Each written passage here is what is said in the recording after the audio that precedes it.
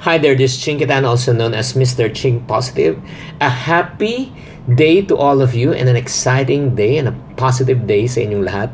Welcome to my YouTube channel at pag-uusapan po natin ngayon bakit hindi ka dapat umayaw, okay?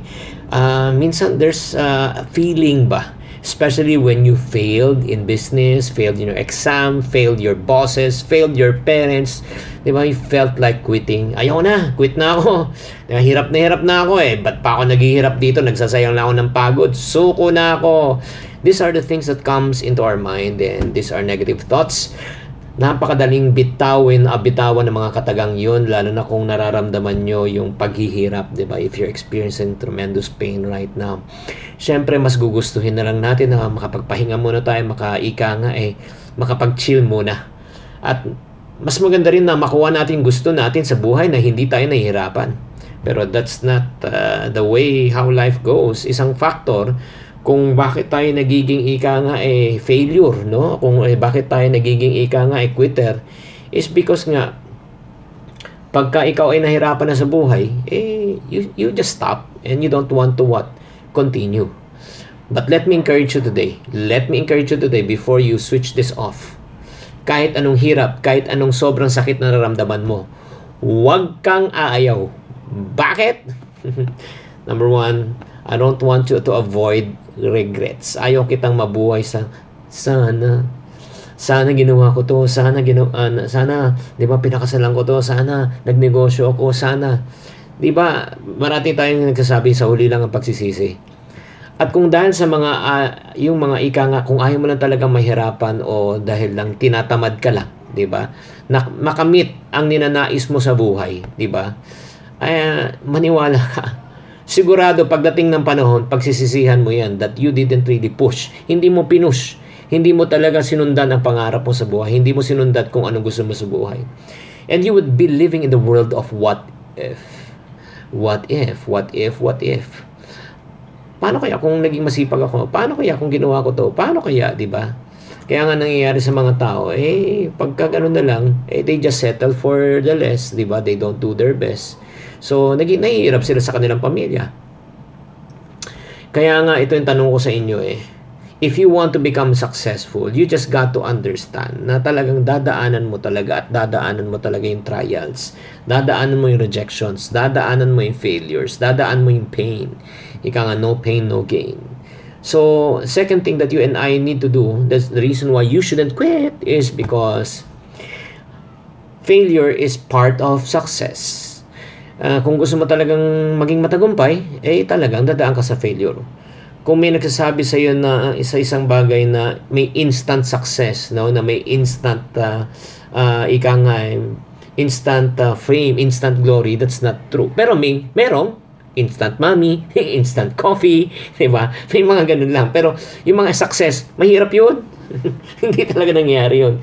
Just like, again, one of my favorite person that I really encourage whenever I look up to him as an inspiration, si Manny Pacquiao. Ang pagiging successful boxer ni Manny Pacquiao ay hindi nangyari ng overnight. Tipong natutulog lang tayo sila ay gumigising na. Ika nga tipong tayo nagpapahinga, sila naman ay nag-exercise, nagka-crunches at talaga nagbubuhat.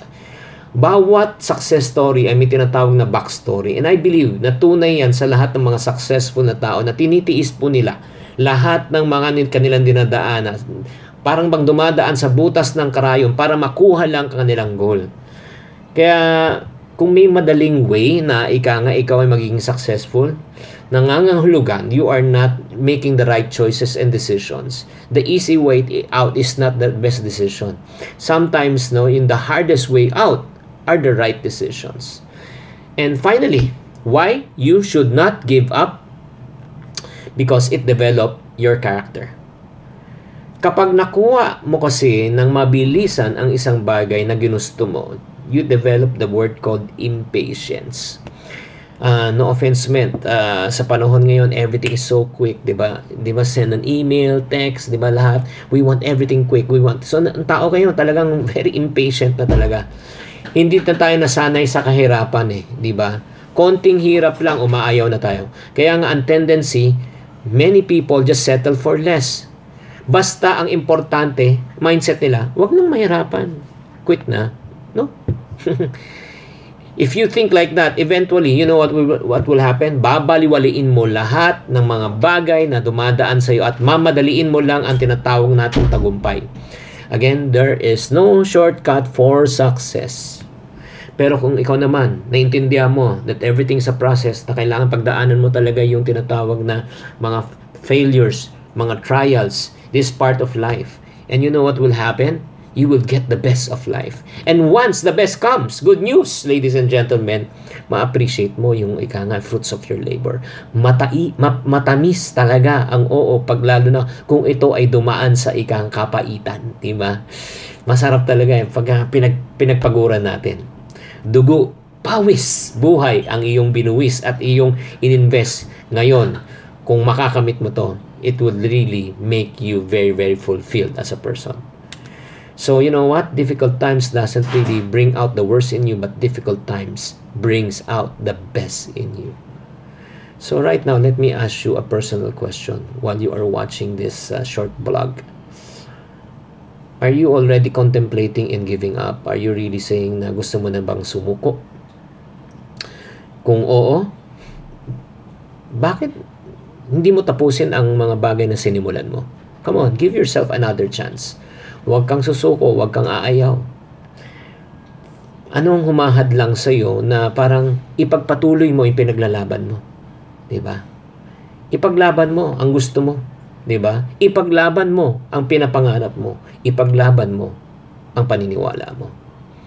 I hope this short blog is able to encourage you, and whatever you're going through in life, never fail to also ask help from God, because God will never leave you, God will never forsake you. This is Chinkitan saying, to every problem, there's always a solution. If you're not part of the solution, you're part of the problem always. Think positive.